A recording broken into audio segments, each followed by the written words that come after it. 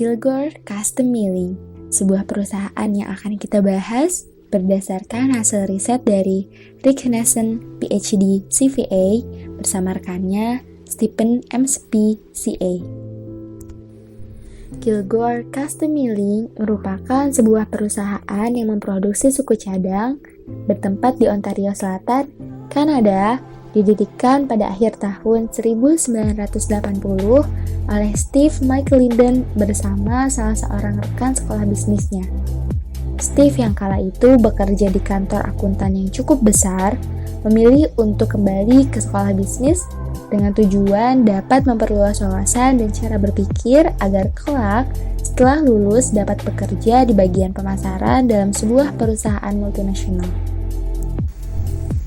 Namun ternyata, menjelang kelulusan, Steve merasa bahwa menjadi bos bagi dirinya sendiri merupakan petualangan yang sempurna.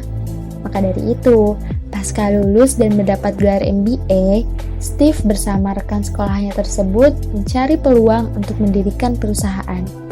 Dengan pembiayaan pemerintah untuk pengusaha muda, uang tabungan, warisan, hingga pinjaman dari teman dan keluarga, kedua pemuda tersebut berhasil membeli sejumlah peralatan dan mendirikan perusahaan. Steve memberi nama perusahaannya Kilgore karena terinspirasi dari salah satu karakter yang kerap kali muncul dalam novel-novel yang ditulis oleh novelis favoritnya, Kurt Vonnegut. Sejak saat itulah, perusahaan yang memiliki 11 karyawan tersebut mulai memproduksi suku cadang khusus untuk bengkel dan juga menjalin kontrak kecil dengan beberapa perusahaan manufaktur. Beberapa tahun pertama, perusahaan mengalami masa-masa sulit, di mana saat itu perusahaan berjuang dengan bergantung pada hutang bank yang tinggi, juga pinjaman pribadi untuk bertahan. Kondisi tersebut membuat rekan Steve ingin keluar sebagai mitra dan menjual kepemilikannya kepada Steve seharga $1 dan juga melepaskan diri dari kewajiban hutang. Pada saat itu juga, tenaga kerja di perusahaan menurun, hanya menjadi 4 karyawan tetap dan beberapa karyawan kontrak saat hendak produksi dalam jumlah yang cukup besar. Perusahaannya kala itu memperoleh keuntungan yang cukup kecil dan masih sangat jauh dari jaminan kelangsungan hidup jangka panjang.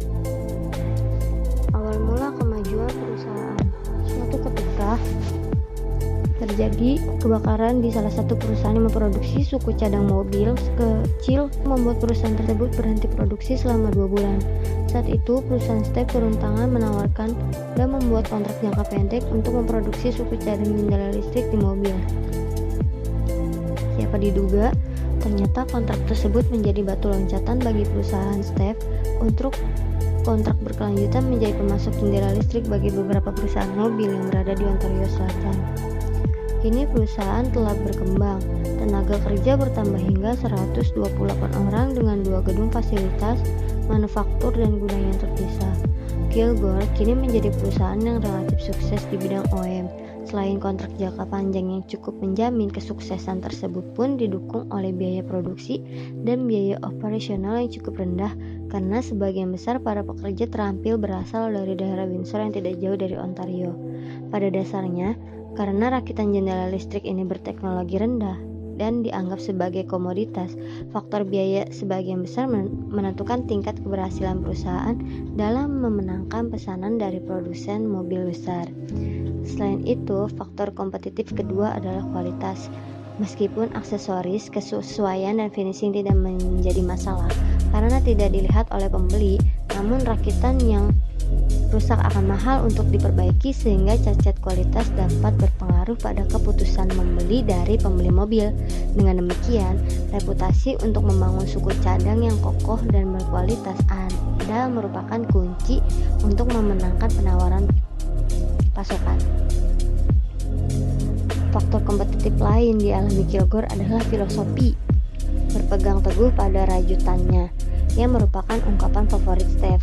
Perusahaan Steve yang tidak memiliki SDM dengan latar belakang teknik dan operasional yang cukup membuat Kilgore tidak mampu melakukan inovasi. Ditambah lagi pengalaman pembuatan suku cadang lain yang tidak memberikan efek besar pada keuangan keuangan perusahaan membuat Kilgore tidak berpikir untuk melakukan inovasi. Berpartisipasi dalam pameran dagang industri besar dan kecenderungan yang dialami Steve terhadap penjualan biasanya cukup berhubungan dengan pelanggan dan menjaga Kilgore tetap dalam lingkar kompetitif. Dengan cara ini, Kilgore mampu terbang di bawah radar besar dalam produksi OEM yang terkonsolidasi dan bertahan dalam ceruknya. Dalam pengelolaan, Steve membentuk tim manajemen yang berisikan 4 orang berikut dirinya.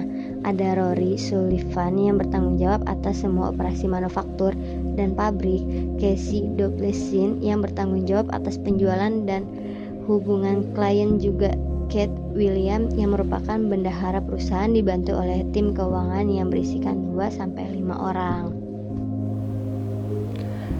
Selama ini yang menjadi fokus utama perusahaan adalah manajemen arus kas. Meskipun bisnis tersebut berhasil memperoleh keuntungan secara akuntansi selama 5 tahun terakhir, Kilgore tampaknya selalu kekurangan uang pada saat-saat kritis dalam setahun. Sebagian hal tersebut disebabkan oleh margin yang tipis dan juga persyaratan pembayaran jangka yang diminta oleh produsen mobil yang merupakan pelayan utama Kilgore. Hal tersebut karena kondisi pasar yang ketat membuat produsen mobil besar dapat meminta dan mendapatkan persyaratan pembayaran yang diperpanjang. Dengan demikian, pengelolaan arus kas adalah fungsi utama yang menjadi fokus Casey William dan tim keuangannya. Kondisi ekonomi dalam industri otomotif telah meningkat secara dramatis sejak 2018 saat krisis keuangan. Meskipun banyak pengamat industri merasa bahwa kondisi pasar secara keseluruhan masih goyah, peningkatan baru-baru ini dalam penjualan mobil di Amerika Serikat. Peningkatan baru-baru ini terjadi dalam penjualan mobil di Amerika Serikat. Hal tersebut dilandasi dengan penggantian kendaraan yang sudah tua dengan dalih daripada melakukan perbaikan berkelanjutan yang lebih memakan banyak biaya. Dengan banyaknya permintaan terhadap mobil di Amerika Serikat, membuat Kilgore mendapat tawaran kontrak baru. Jika semua opsi tersemat dijalankan, dampak pada Kilgore yakni bisa meningkatkan penjualan selama 5 tahun ke depan lebih dari 100%. Sementara itu, spesifikasi teknis dari kontrak tersebut tampak sangat kompleks dan ketat. Pada dasarnya mereka menetapkan spesifikasi desain dan jendela listrik rakitan karena Kilgore berpengalaman luas dalam memproduksinya. Beberapa bagian yang lebih kompleks dari kontrak berurusan dengan implikasi yang tidak terduga tetapi berpotensi dari perubahan desain dan produksi yang signifikan.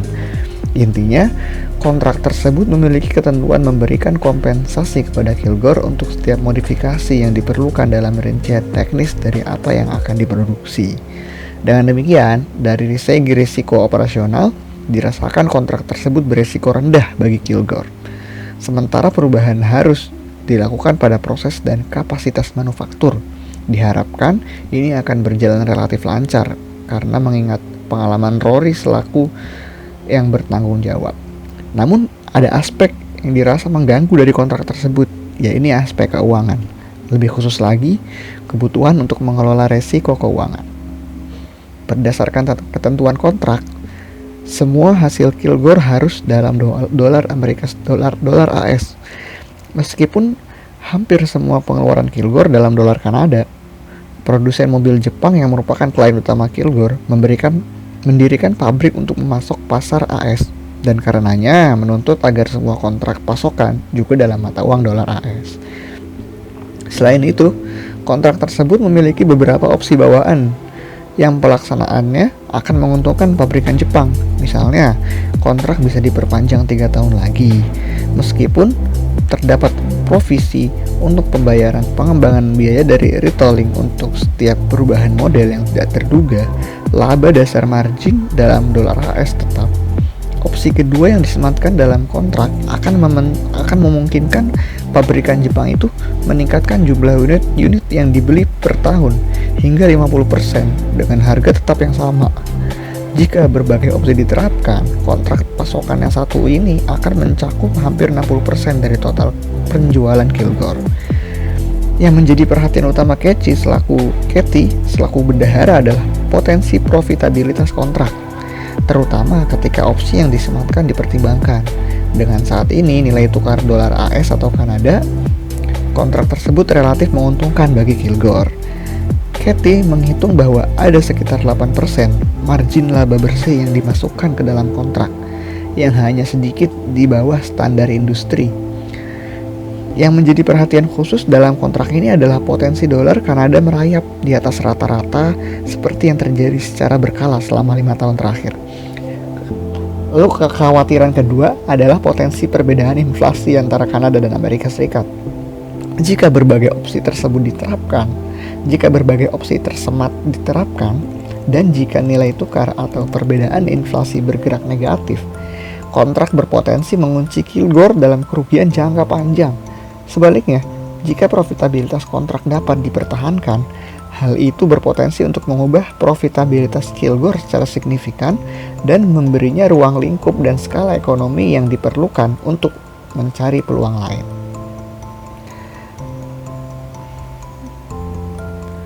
Maka dari itu, dalam menghadapi kemungkinan tersebut, Steve dan tim manajemen menggelar rapat manajemen risiko keuangan untuk mengatur solusi dari risiko-risiko yang akan terjadi nantinya. Semua orang dalam tim menyadari pentingnya mendapatkan strategi manajemen risiko yang benar tentang bagaimana mereka melakukan lindung nilai, menciptakan serangkaian hubungan. Hal itu membuat Steve tidak hanya mengajak Katie selaku bendahara, namun juga mengajak seluruh tim manajemen untuk ikut serta merundingkan masalah risiko keuangan tersebut. Dengan harapan mereka bisa mendapatkan perspektif baru. Namun disayangkannya, usaha Steve tersebut tidak berjalan dengan lancar. Pasalnya, anggota tim manajemen memiliki keahlian dalam mengatur risiko keuangan. Bahkan Katie bilang bahwa ada beberapa bahasan yang membuat diskusi itu terasa berjalan-jalan. Dalam masalahnya, disadari bahwa jika dolar Kanada menguat dalam jangka waktu yang panjang, maka mereka akan terkunci dalam sebuah kerugian yang jangka panjang. Alternatif pertama yang ditawarkan Katie yaitu adalah dengan menggunakan kontrak jangka pendek dengan harus diperpanjang secara berkala. Dan adapun alternatif lain juga, yakni menggunakan opsi mata uang, di mana dengan opsi tersebut akan memberikan fleksibilitas paling banyak dan akan memungkinkan Kilgore mendapatkan keuntungan yang tak terduga dari pergerakan yang menguntungkan dari dolar Kanada ini. Dari kasus tersebut dapat kita simpulkan bahwa perencanaan manajemen risiko sangatlah penting dampaknya bagi perusahaan. Hal itu dikarenakan dengan diterapkannya manajemen risiko membuat perusahaan tidak salah lagi dalam mengambil keputusan dan bisa lebih siap dalam mengatasi risiko-risiko yang akan terjadi. Hal lain yang perlu diperhatikan yaitu adalah metode dalam perencanaan manajemen risiko. Dalam kasusnya, dapat dikatakan bahwa metode diskusi banyak pihak tidak selalu membuahkan hasil yang maksimal.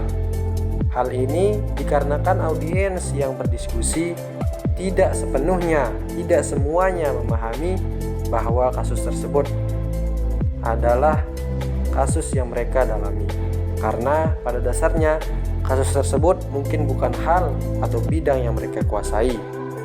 Maka dari itu, jika perusahaan ingin membuat perencanaan manajemen risiko, maka perlu untuk menyiapkan metode alternatif atau metode tambahan agar perencanaan tersebut lebih spesifik dan tepat sasaran. Begitulah singkat cerita perusahaan Kilgore Custom Milling. Dari mulai sejarah singkat, awal mula kemajuan perusahaan, hingga perencanaan manajemen resiko keuangan yang dilakukan. Semoga para pendengar dapat memetik pelajaran dari apa yang kami sampaikan. Terima kasih.